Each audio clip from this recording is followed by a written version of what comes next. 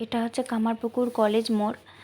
প্রবল বর্ষণের জন্য কামারপুকুরে যে কলেজ মোড়ে খালটা আছে সেই খালটা ভেসে গেছে।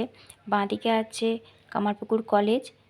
এই কলেজেতেও জল ঢুকেছে, রাস্তা পর্যন্ত জল এসে গেছে। কোনটা খাল আর কোনটা রাস্তা বোঝাই যাচ্ছে না। কি পরিস্থিতি দেখো। এদিকে আছে কলেজের বাউন্ডারি ভেতর দিয়ে কলেজ মাঠে জল ঢুকেছে, পুরো খালটা ভেসে গেছে। কি জল, কি বৃষ্টি হচ্ছে তার ঠিক নেই। চারিদিকে এরকম পরিস্থিতির সৃষ্টি হয়েছে। সবাই একটু সাবধানে থেকো। আর এদিকে হচ্ছে মা ভবতারিণীর মন্দির। ব্রিজটার কাছেতেই এই মা ভবতারিণীর মন্দির তৈরি হয়েছে। দেখো খালে কত জল, মানে কোনটা খাল কোনটা কি বোঝাই যাচ্ছে না।